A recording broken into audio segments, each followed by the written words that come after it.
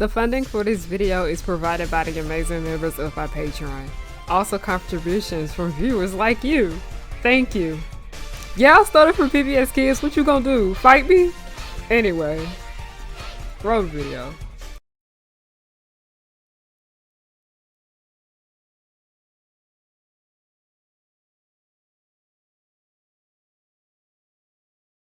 Listen, y'all, Atlanta is always at the crime scene. Why is Atlanta always at the crime scene anytime some damn nonsense is going on? I'm sick of it. This is embarrassing.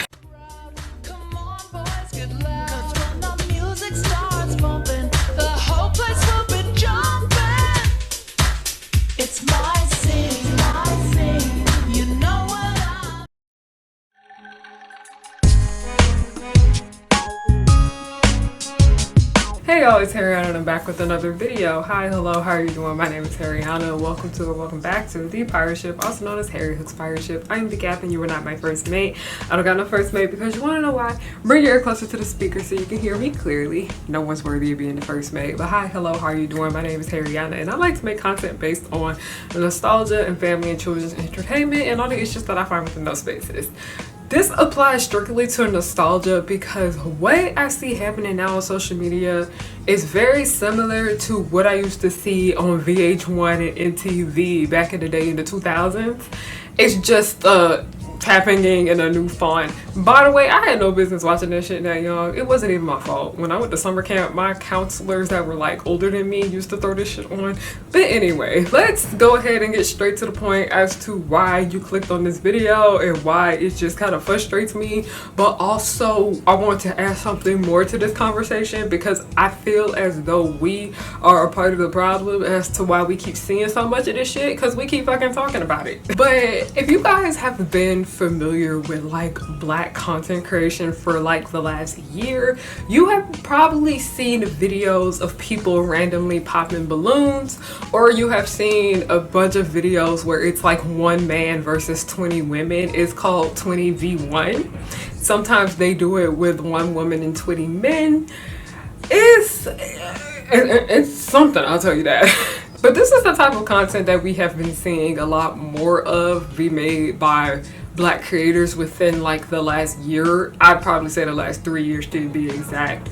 Mind you that I have seen this type of content be done with white people, but mainly when the topic comes up, it usually has a lot more to do with like black people, and I'm gonna get into that mainly because when it comes to white content creators, they can be able to do so many types of things and make so much stuff, but then once black content creators make something similar to this, everyone just kind of lumps them all into one category, and I'm just like, no, if they can have different types of content going on over there, we can have different types of content going on over here too. But this seems to be the only content that many people are just only bringing their attention to, and it's kind of frustrating. So now that I mentioned that this is the type of content that we're going to be focusing on, and not even just with the 20v1 and the pop balloons videos, this also has a lot to do with like when people be clipping random out of context clips from podcasts that usually have to do with the subject of dating and a high value man and all that bullshit. So let's go ahead and get started. The term that has been coined for this type of content has been called humiliation content,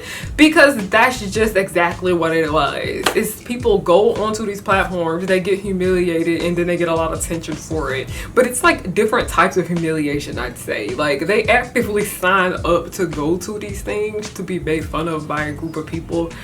Mind you, this isn't new, because if you guys are familiar with how reality television used to be in the 2000s, a lot of that type of content is pretty much what's been going on now on social media. You guys are familiar with Flavor of Love. Flavor of Love was basically the original 20v1. It's about 20 women. I don't even think it was 20 women, but it's a bunch of women. They're in a house and they are basically fighting for the love of Flavor Flav. Why Flavor Flav? What was special about Flavor Flav? But anyway, I'm trying to be nice here, like, no. But that was like the original 20v1. We get so much memorable memes from that show. We ended up getting the icon that she is, Tiffany New York Pollard. We ended up getting I always call that lady, what is her name? Her name was Hottie. but I stayed calling her Luther Vandross because she was told she looked like Luther Vandross. She looked like Luther Vandross and Beyonce put together. I'm just going to go ahead and say it. But as much as people don't want to admit it, 20v1 always been here. Flavor of Love, it's not even just Flavor of Love. The Bachelor, The Bachelorette, this is a normalized thing that has been happening for a while. But I'd say with the 20v1 videos, they're a bit more chaotic, I'd say, than like The Bachelor or The Bachelorette. It's very much on par, up to par with Flavor of Love. But I feel like Flavor of Love gets a pass because these 20v1 videos be taking place in an empty warehouse with a white background that you can rent on Peerspace for like $30 an hour. I know, I use Peerspace. I know how much it costs to rent them things, and it's not that fucking much. And then Flavor of Love took place like in a mansion. It took place in a mansion, so I was like, I can see that type of classism and elitism that goes on over there. In 20v1, it would be like a rapper or a streamer. Flavor of Love, it was literally Flavor Flav. He had some type of like influence, I don't know. But I just realized it's just the same shit. But the reason, because it looks so cheaply done now compared to how it was done back in the day, that's why I see so many people are getting like so frustrated with it. But 20v1 is basically Flavor of Love, and then Pop the Balloons is basically just Next. If you know what MTV Next is, basically, you know how they pop the balloon, when they run up to them, they pop the balloon. They would tell you next and get off the bus or get on the bus in a heartbeat. So you guys have an idea of how this isn't any new, and usually when it comes to trends that we see now on social media, they have been happening over and over and over again. History repeats itself in the most interesting ways. I will go ahead and tell you that. But as this type of content has been going on for a while, because it's not even just with smaller black content creators, I would even say there were smaller black content creators, because content creators that are very big, Kai Cenat for example, be engaging with the 20v1 shenanigans. Now the question that I have written down here for that so many people ask in regards to these videos is, why do so many black people engage with this content? And that meaning watching it, but also being in these videos. Because when you watch these videos, the main demographic of them are usually black and mixed race people. And when I say mixed race, they are mixed with black. On top of the fact that a lot of this content be very fat phobic, it be very colorist, it just spews misogynoir everywhere. It also be transphobic too, just as well. Like, this is just something that I just personally don't like, because it's just very much ignorant to me, and I just choose not to engage with it, because it's too much going on that just kind of makes me really uncomfortable. But also at the same time, it's just like these people be signing up to go onto these things, so how much sympathy can I have? Because I have sympathy, I truly do, when these women get on these things and they feel bad, but I'm like, girl, you signed up to be humiliated. But also, just because they signed up to be on that doesn't mean that they deserve to get treated bad. I'll go ahead and say that. But if you actually search in a 20v1 video, or if you search in the Pop the Balloons videos, you will see that these type of videos be ranking in views. They have so many views, and usually they include black people that have some type of notoriety to them. And when I say notoriety, I mean that they have like a big following number behind their name, or they're like a rapper. And when I say rapper, listen, there are so many newer rappers that are technically famous now that I ain't never heard of, but it usually be a lot of them that be involved with these videos, or you'll get like a very popular streamer. So you already have this well-known person that is in this video, therefore a lot of people are gonna go to this and watch it.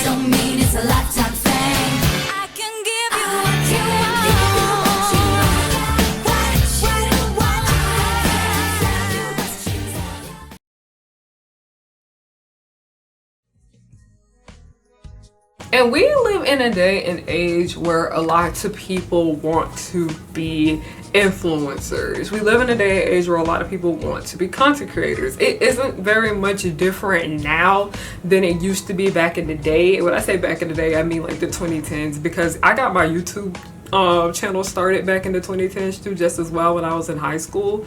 So this isn't anything new, but because a lot of people have realized that it's a lot easier now to become a content creator or an influencer, that is why it feels as if we are seeing more and more and more of this. Because back in the day, it wasn't necessarily as accessible for people to engage with online content creation, but now that we have short form content that you can literally just make on your phone, that is why more and more people have just been popping up and whatnot. So I understand how people want to be able to make a profit from content creation. I get that. I understand that. I'm not going to sit here and be very negative about those type of people that are like, everybody wants to be a content creator, this is strange, yada yada yada, because I feel like that would be very hypocritical of me, because I'm a content creator and this is how I pay my bills. I'm not gonna sit here and do that. But I noticed it is a lot quicker to get notoriety through this type of content opposed to doing something else. Hey everyone, editing me. I want to make a quick note about a word that I choose to use at this section. I said the word notoriety, and the word notoriety to me has always just meant somebody that has some type of fame to their name, or people know who they are. It doesn't matter if it's good or bad. And oftentimes people use the term notoriety as like another term for infamy, like meaning, oh, they're well known for something bad, like notorious. I always just refer to notoriety as just somebody that people know, regardless if it's good or not. But notoriety can be used like in a positive manner, but oftentimes it is used in a negative manner. So I just wanted to make that quick note about this word that I'm using. I do apologize for any confusion that I may have caused. Now let's continue. Because as I mentioned, how when these videos get made, they get lots and lots of views, but guess what? They also get lots and lots of views quickly. A lot of content creators I know that do not make this type of content, Black content creators specifically, it took them a little while longer to end up building that online following and getting the views because they were doing something completely different. I know we talk about the subject of horror movies and how many of them rely on shock value and jump scares and all of that. This is about the equivalent of that. Because usually when these films include shock value and they have all the jump scares, it gets people talking about it right away. With these 20v1 and Pop the Balloons and all this humiliation content, it has people talking about everything right away. You'll sit there and you'll be watching the video, and every time something out of the ass happens, you'll have people commenting. And when people leave a comment, it works the algorithm in very questionable ways, I'd say, and it pushes these videos out more and more and more. That is how those videos get so popular, because there is always something out of the ass happening in them that gets it being pushed out even more. Because it's like when it leaves YouTube, it goes over to Instagram, it goes over to all these other platforms, it goes over to Facebook too, especially. People know that these types of videos are going to get the most attention, and they know that if they can carry on the type of fame, and when I say fame, I'd say it's more so infamy that they get from these type of videos, it can go on and on and on, and they can make something else and they can make a name for themselves, which always kind of backfires because people will always really associate them with being in that 20v1 or Pop the Balloons videos. There's a situation with a creator. Is she really a creator? Can I even say that? But her name is Morgan, and I remember that Morgan was this woman that was involved with this man that had like 7 baby mamas. His name was Random Man for Atlanta. Listen, y'all, Atlanta is always at the crime scene. Why is Atlanta always at the crime scene anytime some damn nonsense is going on? I'm sick of it. This is embarrassing. But she got involved with this man, got pregnant by him, had a baby with him. He ended up leaving her and the baby. She posted online about how he was just a fucking deadbeat. And then next thing you know, he comes back into the life of her and the child, and they start posting family content and everything like that, and everybody's just looking at this girl like, you got famous from literally posting your embarrassing ass story, and now It's just really hard for a lot of people to get behind the people that be involved with this type of humiliation type content and care more about the stuff that they do later on. Hi, I just wanted to say one more thing about Morgan because I felt as if what I said came off as a bit insensitive. The main reason a lot of people were upset with her because she ended up taking that man back. He was known for treating numerous other women terribly and not taking care of his other kids that he had with them. That's why a lot of people were frustrated with her. And the main reason he came back is because he saw that Morgan had some type of fame to her name now, and that she was bringing in money from making content about her baby and that situation right there. So it's like he only changed for her. And I don't keep up with this story, but I'm pretty sure some other mess happened with that relationship again. But it's actually like concerning. That's why a lot of people were having a hard time supporting her, because she ended up taking back this terrible man that was not watching the rest of his other kids. That's why people were irritated. It reminds me of a thing that I was learning when I used to do like live action acting and shit like that, and even theater and whatnot. And they always used to tell us that if you want to take acting seriously, or just being involved with like filmmaking, or just pretty much anything seriously, running a business, whatever the fuck, reality TV is not where you're supposed to go. And this is like the equivalent to reality television doing all this shit, because it's still reality TV. These are real people, uncut, raw, unfiltered. But they were saying like reality TV is not where you want to go. The one case I can say that reality TV has helped a lot of people's careers would have to be Bring It in Dance Moms. And I think that has so much to do with how young the cast was at that time period. But fast forwarding back to this, they told us that reality TV is not where we want to go, because they're already going to get a glimpse of you kind of embarrassing yourself for attention. People think that when people go on reality television, they're doing it more so for attention, and they're doing it more so for quick fame. And it's more so like people going on reality TV because they want that quick infamy, and they don't want to go the other route of getting it. And I understand that. I get that to a certain extent, because you want to be able to push you out there. You want to be able to push your brand out there and all of that stuff. But I remember somebody had said, the longer it takes for you to get up there, the longer you will stay up there. And with this type of humiliation content, and I'm tired of saying humiliation content over and over again, it is very, very quick fame. And I don't even want to keep saying fame, it's more so infamy. But they were just saying that being on reality TV is just a very unprofessional look for you and your career. And I remember I would talk to a lot of my co-workers when I used to work on a TV show. I worked on it as an extra, by the way. I'm not ashamed to admit I was just an extra on that show. But they were all talking about how there was supposed to be a reboot of MTV's The Real World. Like, MTV was trying to bring back a whole bunch of other shows, and they were putting out casting calls left and right, looking for new cast members and everything. And everybody was like, oh my gosh, I really want to be on the show. I really want to do this and that and the third. And I was like, do y'all not remember that half the people that be on these reality television shows, they do not be actually booking like serious acting gigs. They do not be booking that much shit. Y'all are not Nene Leakes. You are not gonna get a breakout role on Glee, okay? But so many of them were just like, no, I think this will be a good way to get my name out, yada yada yada. And I'm like, okay, but they gonna look at your resume and they see that you did in a reality television show, and then they gonna see that you made yourself a damn fool on it. Is it worth it? Is it worth it? The cost of it all. And the last thing I want to bring up that has to do with this type of content is that it has a lot to do with the fact of, you know, taking a little bit longer to get out there when you're actually putting out content about things that aren't just popping balloons and dating and body counts and all that shit. Like, it is concerning. There is so much black content out here to pick from, to watch, okay? There is so many different things that we can choose from. If there is a white content creator that's out here making something, 9 times out of 10, there is a black content creator out here making that exact same thing. I am a cosplayer, by the way, for those of you guys who are watching this and aren't aware. I follow lots and lots and lots of black cosplayers, okay? I love art.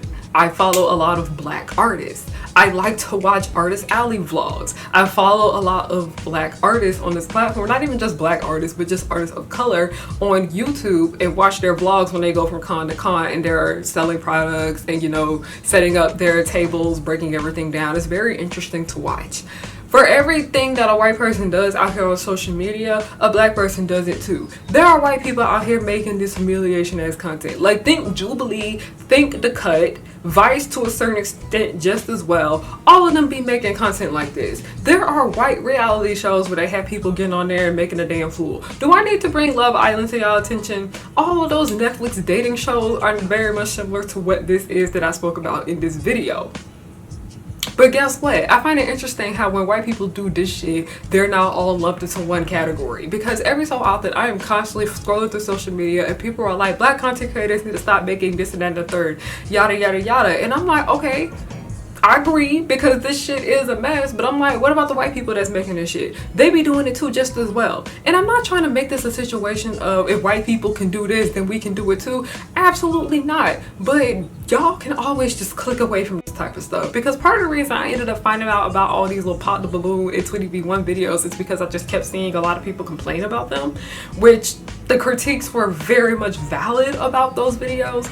But also, I'm just like, is this the only black content creation that you are seeing?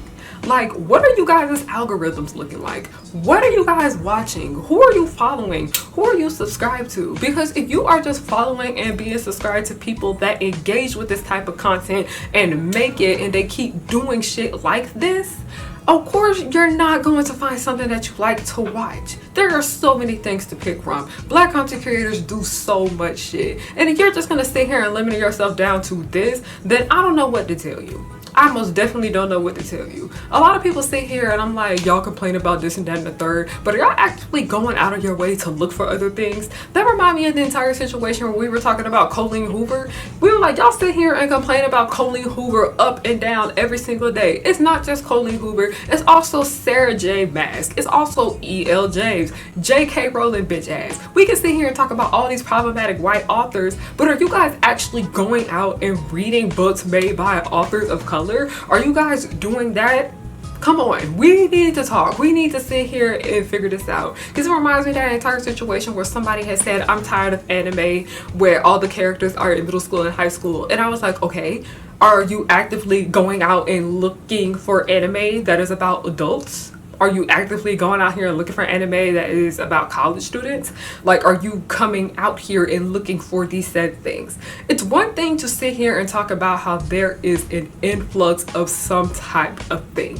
There is a discussion that we can have where it is too much of one thing. But if you are not actively getting up and going out and looking for other things to watch, how much more can you complain? I personally think that you can't complain if you're not going out and looking for other things to bring your attention to. That's all I'm gonna say on that.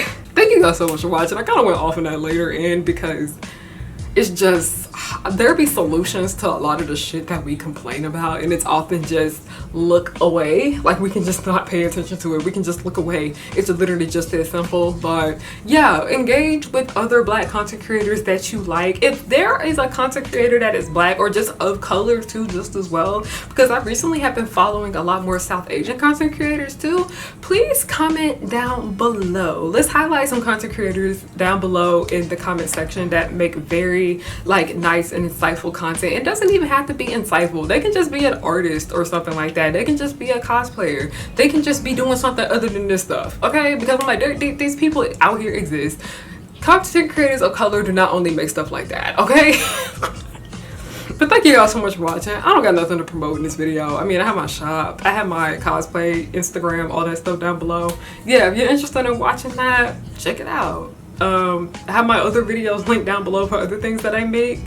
Yeah, thank you guys so much for watching. I will be at BlurCon this coming weekend. I have so much stuff that I need to get done. Like, a lot of my cosplays are done, but I still gotta get some prop stuff done.